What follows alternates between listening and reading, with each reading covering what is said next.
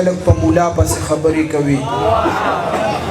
ګناه هیڅ نشته والله پسې خبرې کوي دا ځینې خلق په مولا پسې خبرې کوي ته مسلمانې حلالي په مولا پسې ځه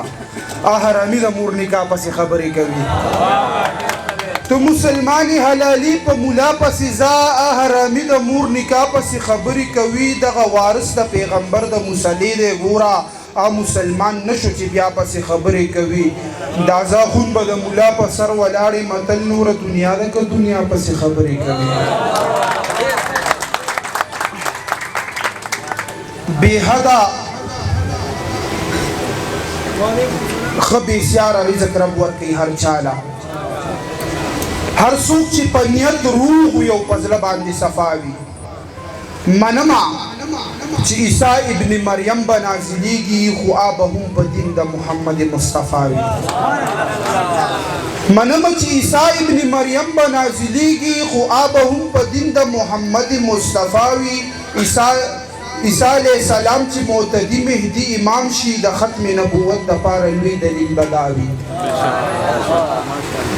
او اخون وی پس نبی د محمد هیڅ څوک نشته یو سل ځلې بدار که خو په خوله بې دا صدا وي اخون وی پس نبی د محمد هیڅ څوک نشته یو سل ځلې بدار که خو په خوله بې دا صدا وي عجبه بادشاهي د زما رب ظاهره کړې دا ځمکه اسمانونه څه کمال د رنګ نه جوړ دي تر مشکو ومبرو ښایسته زلفې د جانان دي دا واړه د زلفو د مثال د رنګ نه جوړ دي تر مشکو ومبرو ښایسته زلفې د جانان دي دا واړه د زلفو د مثال د رنګ نه جوړ دي جاوید شاه درمان صاحب مونږ تورو پسې سپکې سپورې مه وایي علما د حورو له خالونه د بلال د رنګ نه جوړ دي مننه مونږ تورو پسې سپکې سپورې مه وایي علما د حورو له خالونه د بلال د رنګ نه جوړ دي په زور ظلم زیاتې باندې د سر ته رسولي خو خان ستا محلونه د زوال د رنګ نه جوړ دي په زور ظلم زیاتې باندې د سر ته رسولي خو خان ستا محلونه د زوال د رنګ نه جوړ دي په خلکو کې ګوره ایماني جذبه پیدا کا اخونه ستا لفظونه د جلال د رنګ نه جوړ دي زه دین اسلام منمه مفتي صاحب زه دین اسلام منمه زه په دې فخر کوم اسلام د مینې محبت او ورورولۍ دین دی په دین اسلام زندگی د پاک الله رضا ده په دین اسلام زندگی د مصطفی رضا ده مونږ رڼا پرېښې ده مونږ په تیارو پسې ځو مونږ ناحقو دروغجنو فیصلو پسې ځو اسلام وایي هر ګستاخ پدار کا یا کې سر قلم کا چې څوک جرت د ګستاخۍ د مصطفی نه کوي هر زناکار ښکاره سنسار کا چې زنا نه کوي هر غل نه لاس کړ که چې بیا چېرته کې غلا نه کوي مننه اسلام وی هر گستاخ بدار کا یا سر قلم کا چې څوک جرت د ګستاخۍ د مصطفی نه کوي هر زناکار ښکاره سنسار که چې زنا نه کوي هر غل نه لاس کټ که چې بیا چېرته کې غلا نه کوي د بېدینۍ خلاف مو هر ځای اتحاد کړی دی مونږ د کفر خلاف هر ځای کې جهاد کړی دی د بېدینۍ خلاف مو هر ځای اتحاد کړی دی مونږ د کفر خلاف هر ځای کې جهاد کړی دی مونږ د عشق لیوني د مصطفی لیوني ګوره په عشق کې د سر نه کوي پروا لیوني جنت مو ځای دی مونږ په دغه اعتبار ناست یو په محمد خپل سر شیندلو ته تیار ناست یو